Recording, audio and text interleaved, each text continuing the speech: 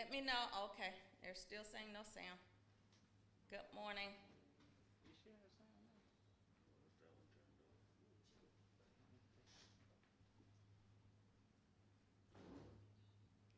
Okay, I hear me now. Can you hear me? Somebody let me know if you can hear me.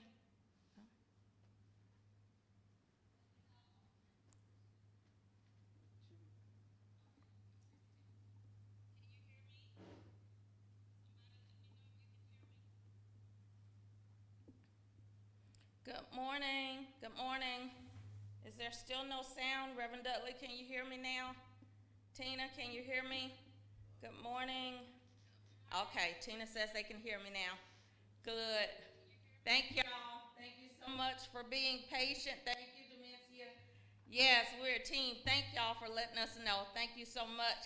I am so glad to see all of you this morning. Good morning, Shanika. Good morning, Belinda. Good morning, Demencia.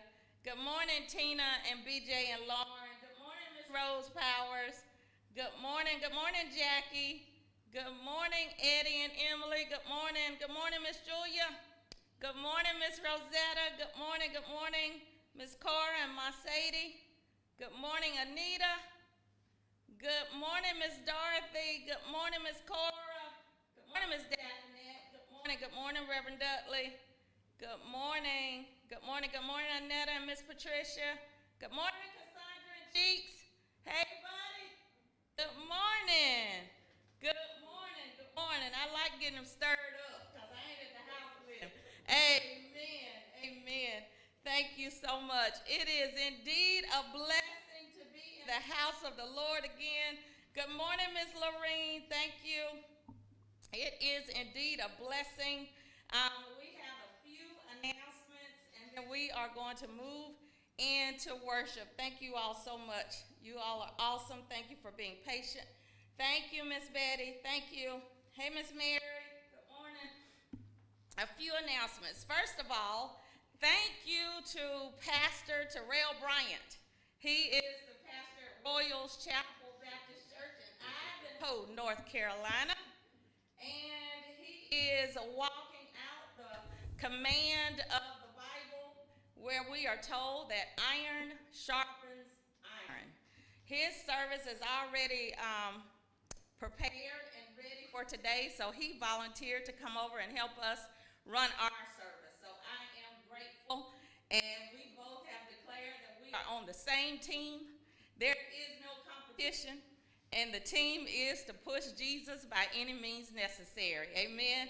Amen. So thank you. Continue to pray for Pastor Bryant and Royals Chapel as they serve God in Ivanhoe and bless us. Hold on just a minute. I got to mute somebody.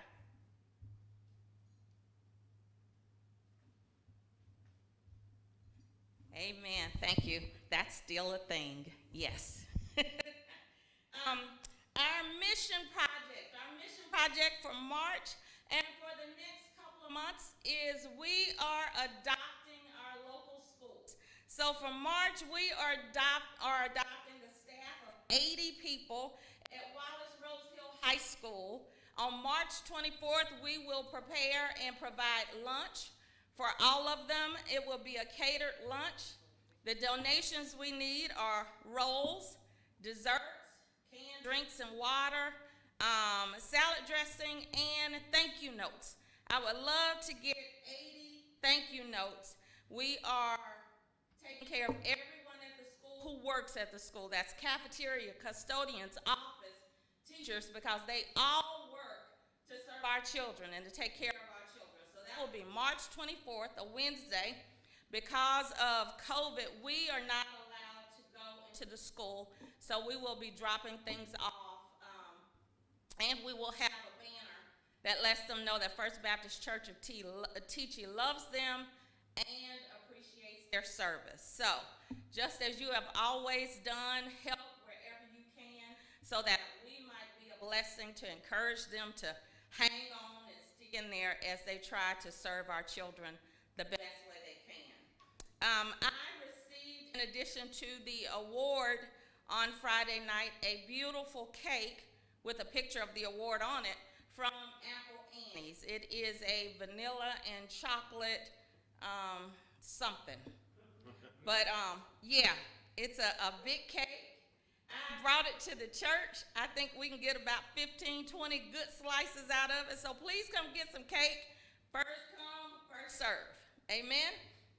Also, I know since I haven't been out here for a while and weather has been yucky, if you need to chat, if you need to stop by and see me today, I will be here after service for a while. Okay? I believe those are all of our announcements. If not, I will send you a message. Amen. This is our call to worship. Come, let us return to the Lord, for it is He who has torn and He will heal us.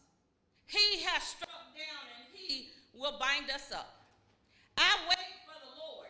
My soul waits, and in His word I hope. Let us pray. Lord our Father, we come this morning telling you thank you. We come this morning praising your holy name.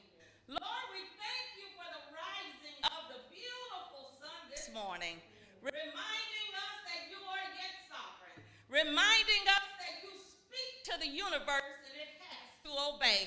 Oh God, thank you for reminding us this morning that you are still smiling on us and shining down on us. So God, we give you praise.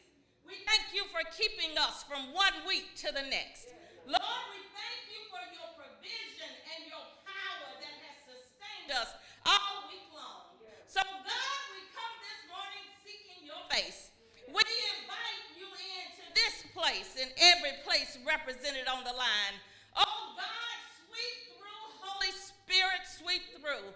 Oh, sweep through from the foundation to the roof, Lord God.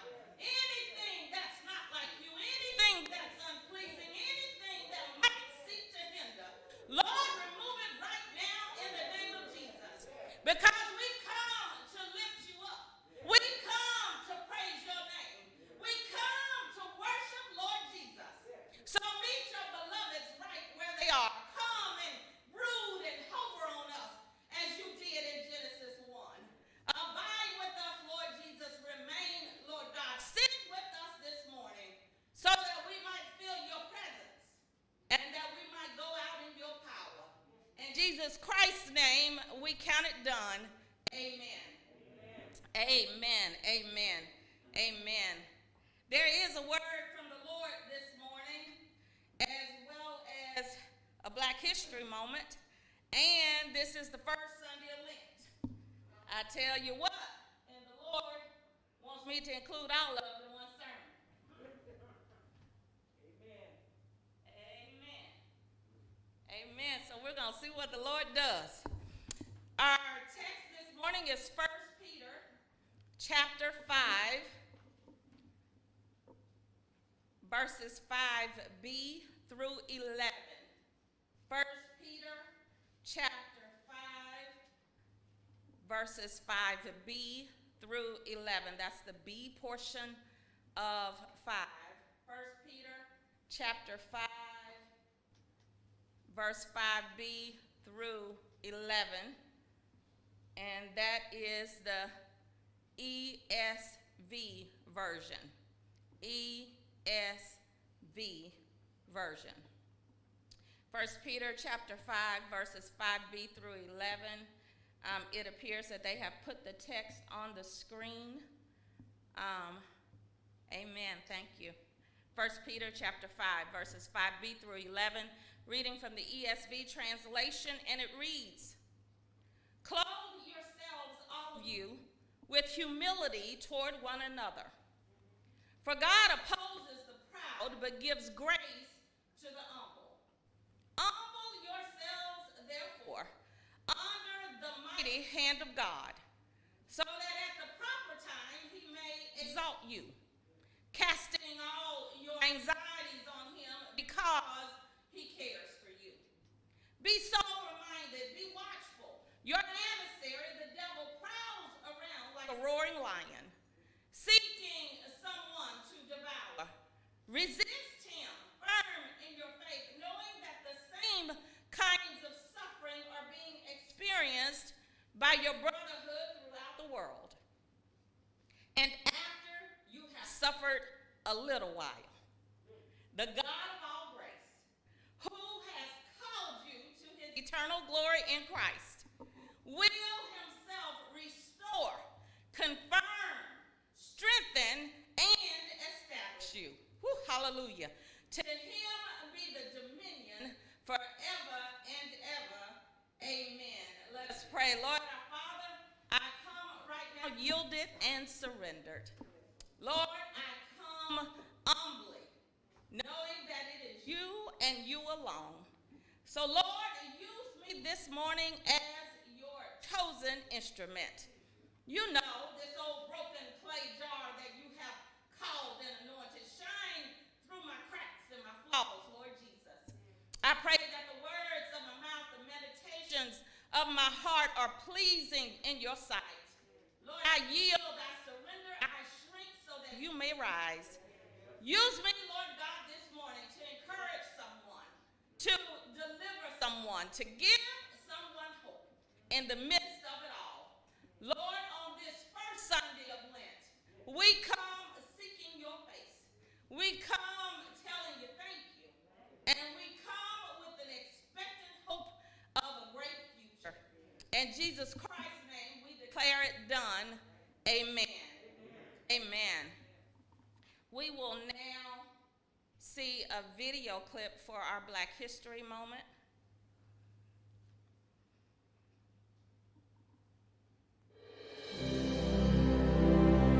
How does a man spend 27 years in prison, put there by an oppressor, and come out of that experience with not a heart of stone, not a cold heart, but a heart that is willing to forgive and embrace? How is there no bitterness? Well, I hated oppression. And when I think about the past, the type of things they did, I feel angry. You have a limited time to stay on earth. You must try and use that period for the purpose of transforming your country into what you desire it to be. And therefore, you had to reject all negative features in your own soul, in your blood system, and focus your attention on the positive things. I wanted to be known as Mandela, a man with weaknesses, especially because I knew it was not the contribution of an individual which would bring about liberation and the peaceful transformation of the country. And my first task when I came out was to destroy that myth that I was something other than an ordinary human being. I had said that you're one of the most humble person I'd ever met. I will tell you that when Mr. Mandela arrived today, he said to the producer, met with him in the room, and he said, "What is the subject of today's show?" And she said, "Nelson Mandela, you are the subject of today's show." He goes, "Oh, all right." You are not modest, but a very humble man. I wanted to ask, because I think that is the characteristic that stands out for you above all of them, that you are a peacemaker inside yourself. And how do we begin, those of us who aren't leading countries but are just leading our own lives, leading our families, come to a sense of truth and reconciliation with ourselves to be a peacemaker? How do you do that? The first thing is to be honest with yourself. You can never have an impact on society if you have not changed yourself. And one of the most important weapons in changing yourself is to recognize that peace, people everywhere in the world want peace. But humility is one of the most important qualities which you must have. Because if you are humble, if you make people realize that you are no threat to them, then people will embrace you.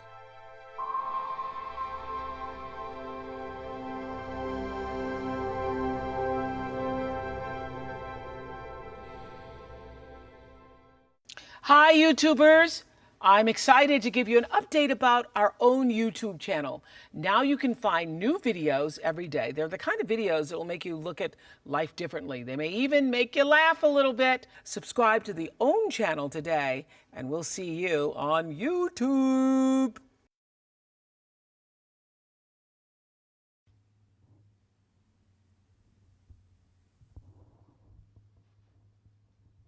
Amen. Thank you. Thank you so much. I know someone said that the sound is still erratic, so let us know if you are having trouble hearing. Let us know if you are having trouble hearing or if it's breaking up. It sounds solid on this end, so it could be Facebook, it could be something else.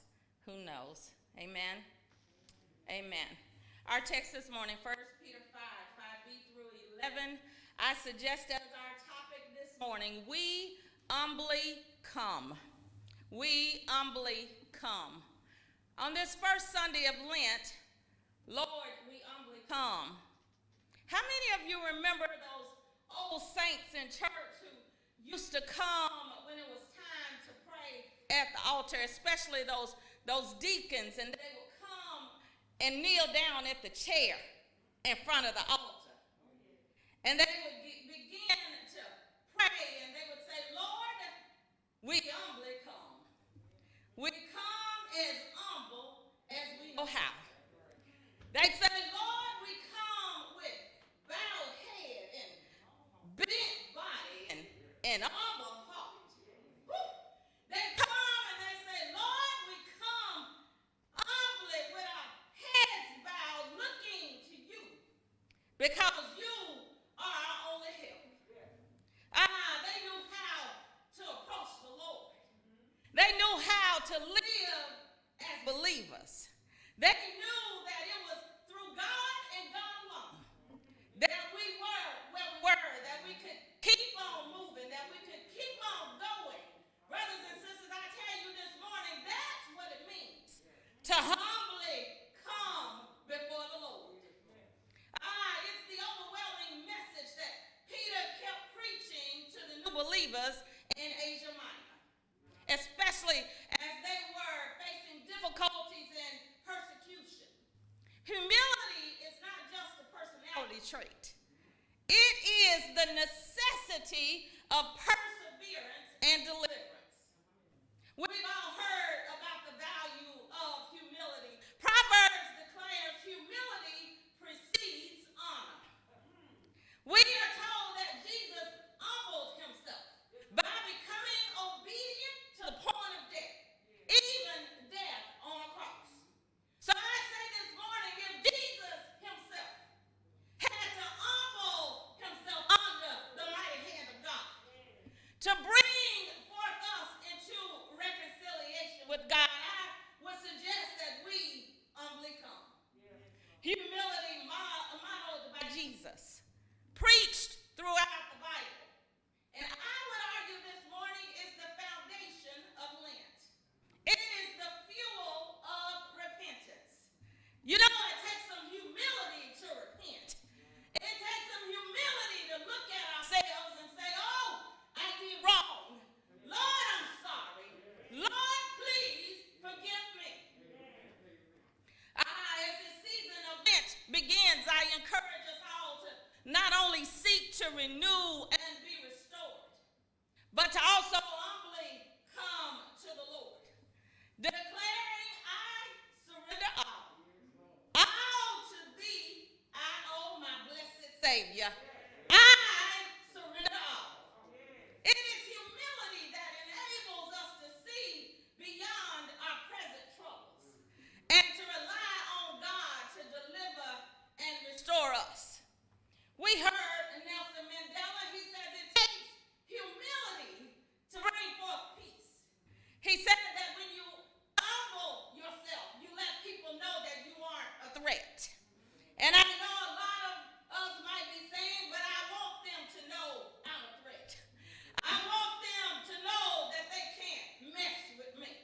But can I tell you that when you humble yourself, and especially when you're a child of God,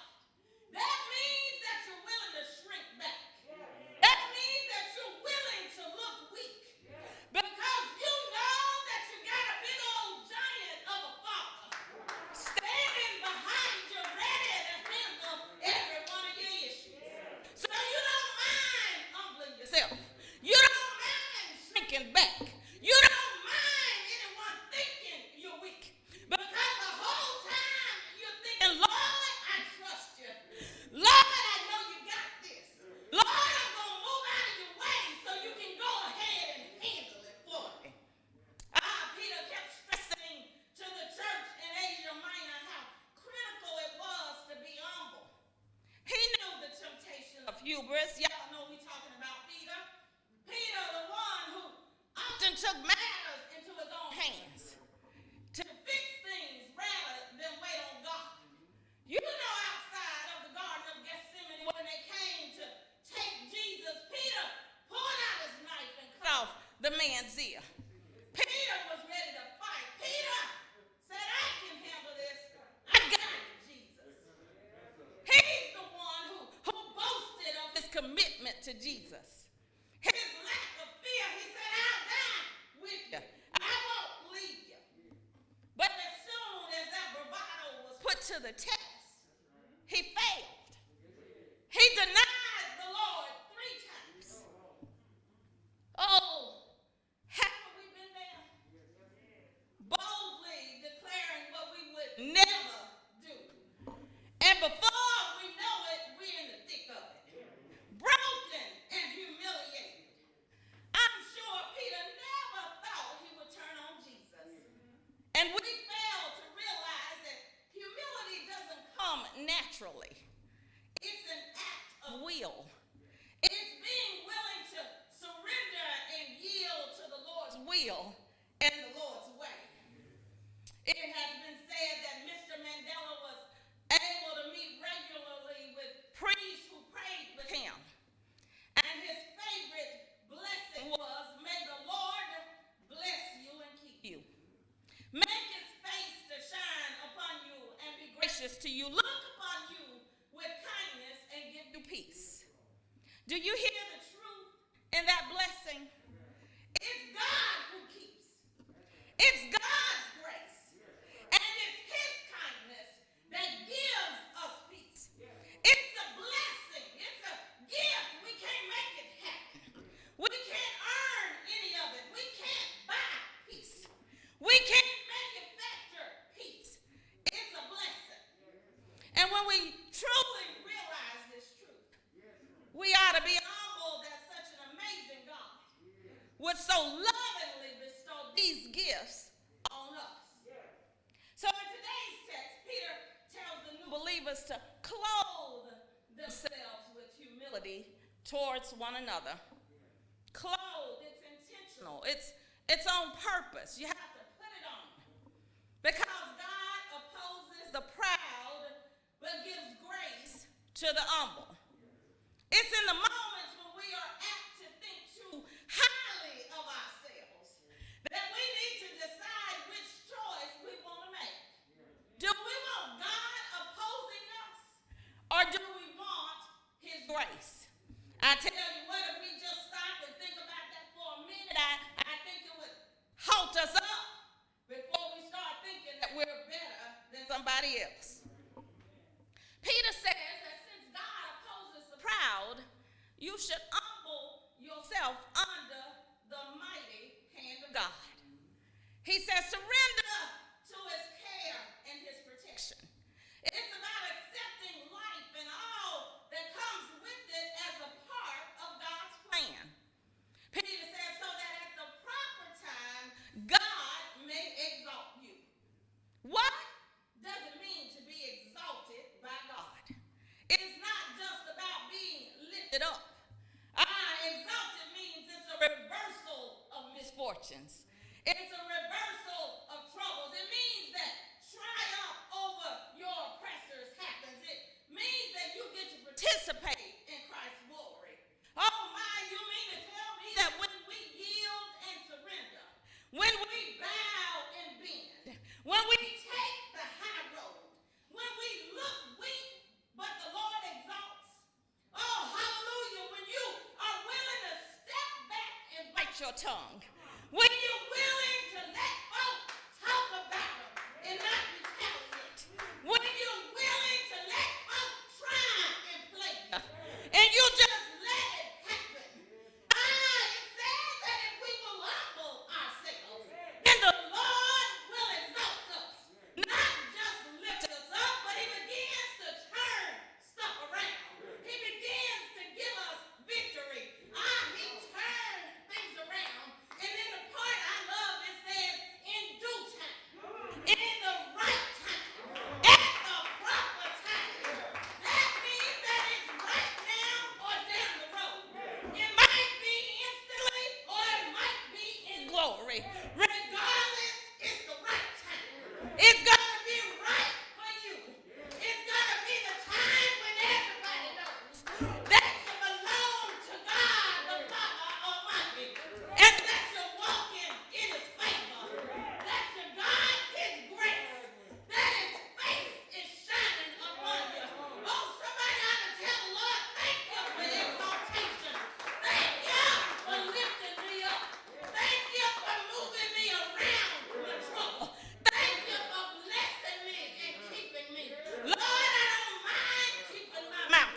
it. Lord, I don't mind being humble. Lord, I don't mind blessing my enemies because I know that every time I do that, good God Almighty, the Lord says she humbles herself. So let me exalt her. Oh, let me lift her up so everybody knows. Whoa, that's God's girl right there. Don't you mess with that one because every time they come at you, it just gives God more fuel to lift you up. It gives God more fuel to stand out. So if it wasn't so slow, they would realize that every attack takes you higher and higher. Oh, hallelujah. You might want to tell the enemy thank you because they're helping to lift you up. Oh, glory to God this morning. Thank you for exaltation. But can I help you see something this morning? In the text, there isn't a period after verse 7. It doesn't say, humble yourself under the mighty hand of God, period. There's a comma. And it connects to the next verse. It connects the truth of humbling yourself and casting your anxieties on God. That means that when we cast our anxieties and give them to God, that is an act of humility. It's a positive and active response to troubles. Mandela said he was angry, but it was Christ's Sermon on the Mount that moved him to peace and forgiveness. Before that, he was a fighter. He believed in violence.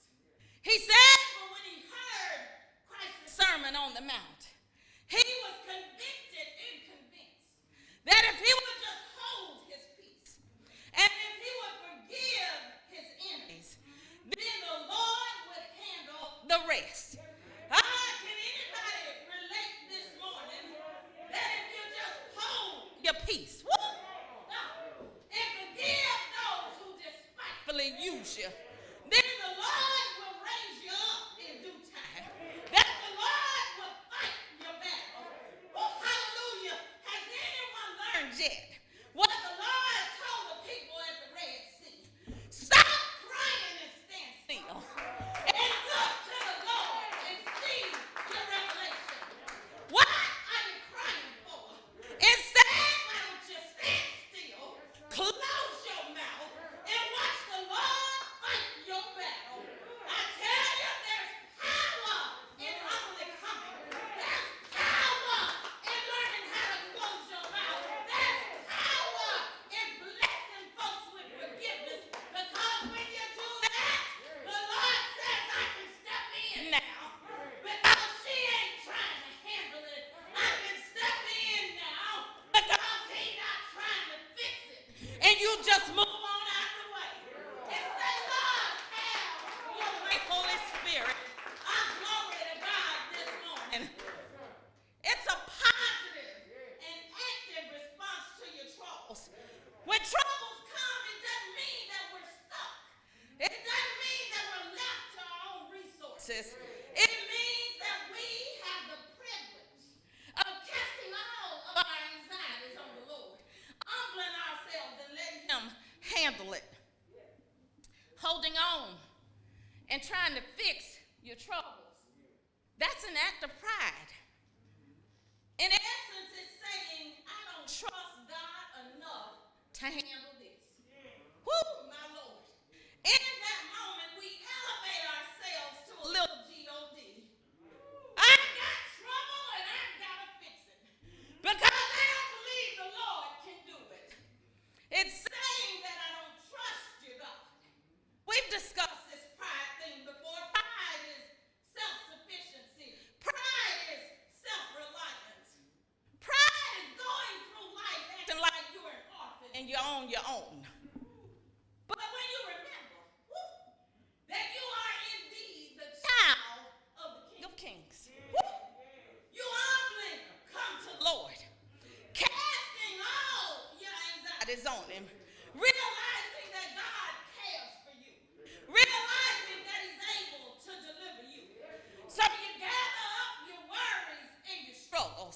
You gather up your stress and your anxiety. You can even gather up the trouble that you caused for yourself. And you can take it and you can throw it to God. It said to cast it and get it off of you.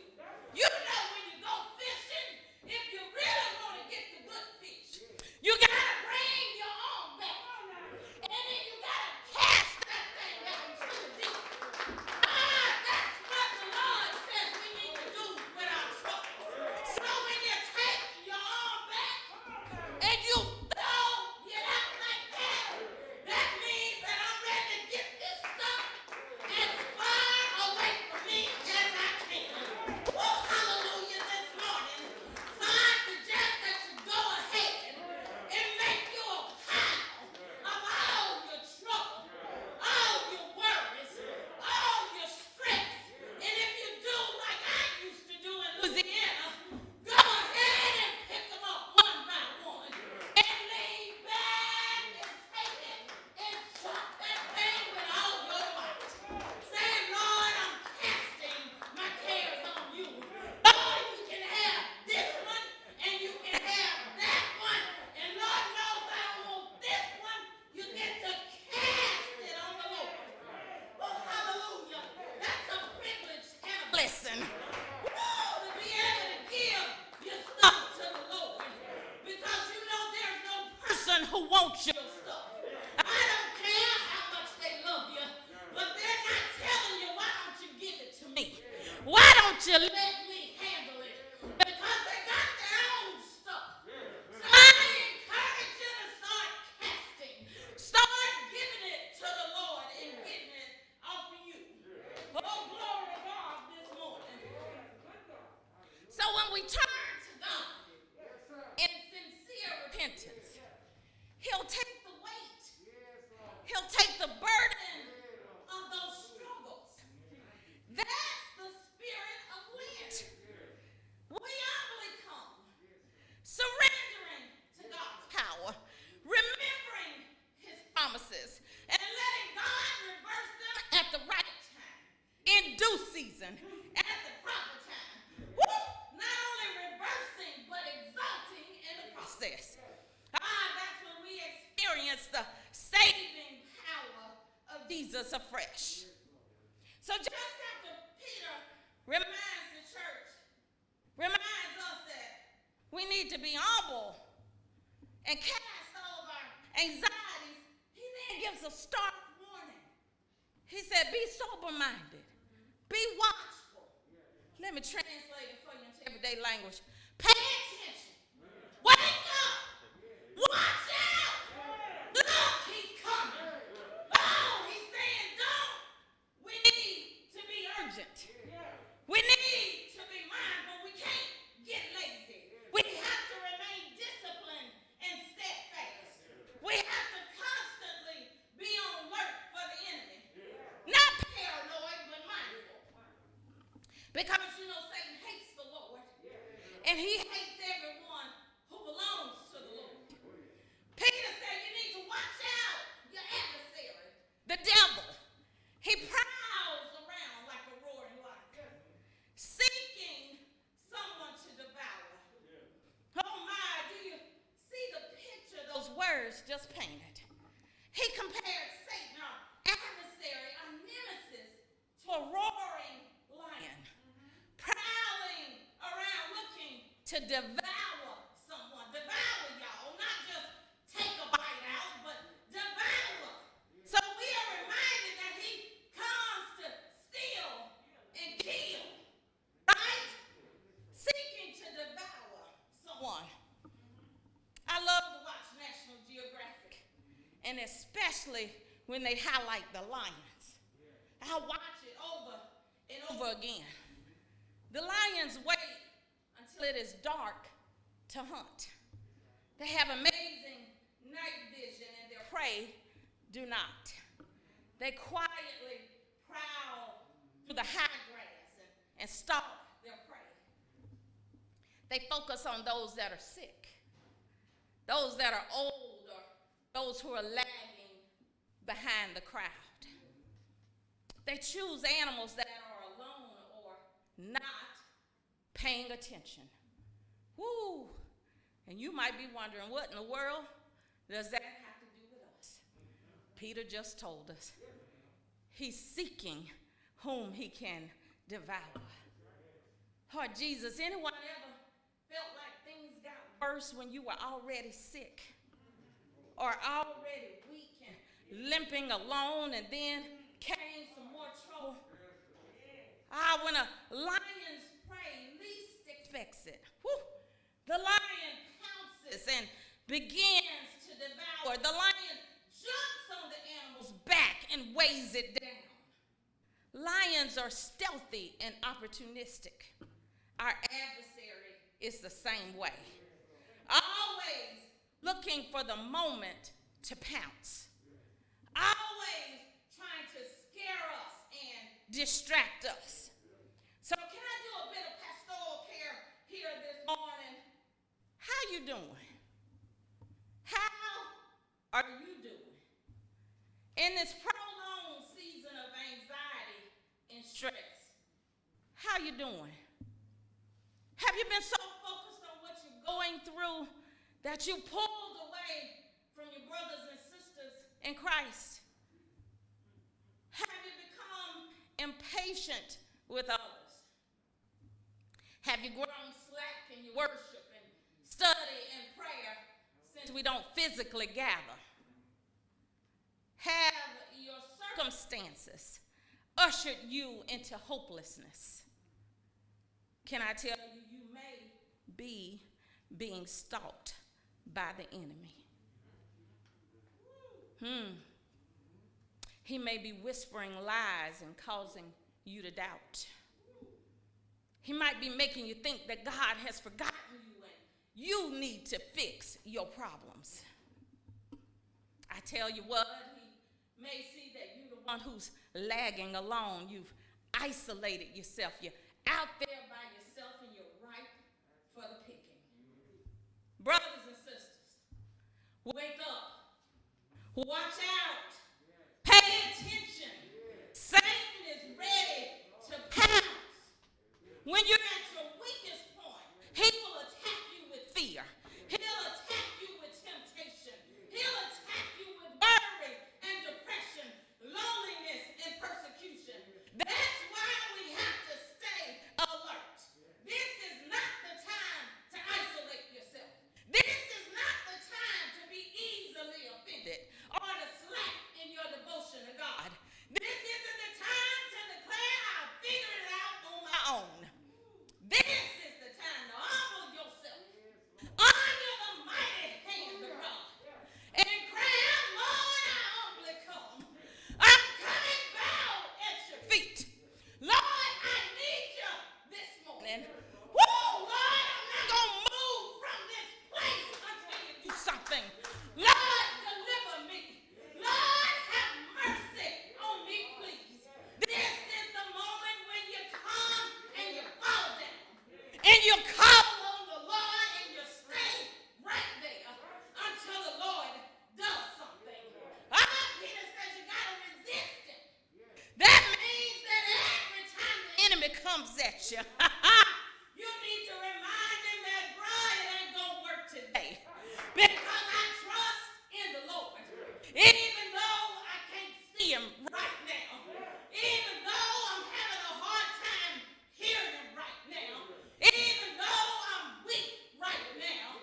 I'm trusting in the Lord. I'm resisting you with all that I have.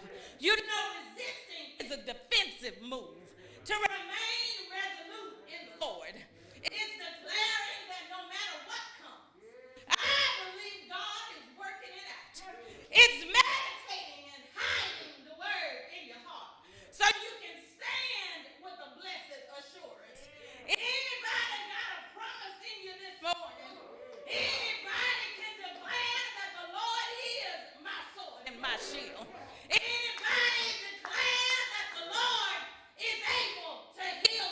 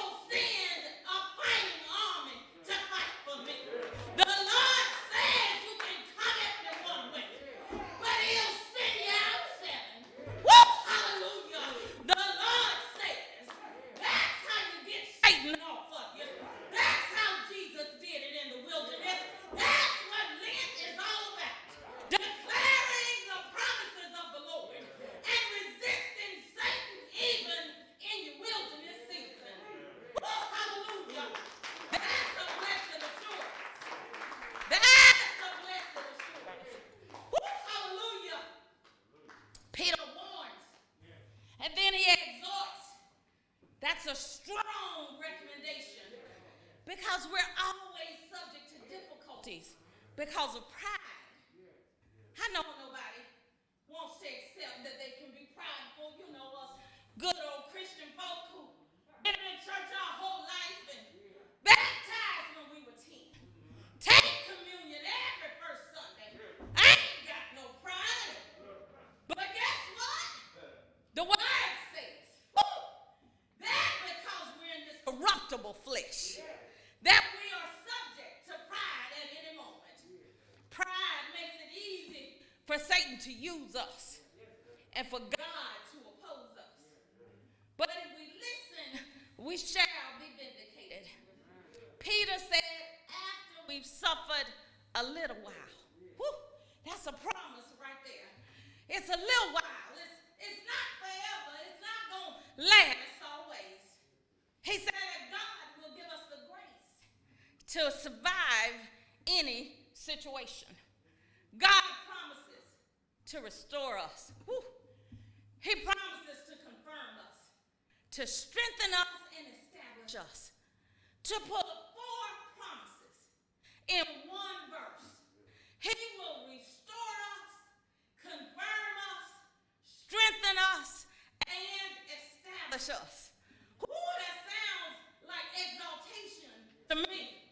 Oh, when God exalts, he returns us to goodness. He makes sure that everybody knows that we are his. That's confirming us. And he strengthens us and empowers us to stand. That's strengthening us. And he plants us firmly in his glory. That establishes us. That establishes us as his children. That establishes us as co-heirs of Christ. That establishes our inheritance in glory that cannot be corrupted and does not rust. Oh, hallelujah, this morning to be confirmed by the Lord that I am indeed his child and then established with the positive and permanent inheritance. Woo, that's exaltation right there. I tell you, I don't care how many awards this world gives you. I don't care how many people clap for you. I don't care how many people cheer for you. But when the Lord exalts you, then you're doing something. That's what matters, to be exalted by the Lord. I'm so excited that I know that the Lord is faithful. I humbly come into his presence and eternal glory through Christ Jesus. Oh, hallelujah. Don't you know that the Lord finishes what he begins? How the Lord finishes what he begins. He will restore whatever we lost. So this morning I encourage you to come humbly, bow under God's mighty hand. Cast all your cares on him. Come humbly in this season of Lent. Come humbly repenting from orphan behavior. Come humbly with a heart of forgiveness. Come humbly staying alert and on watch.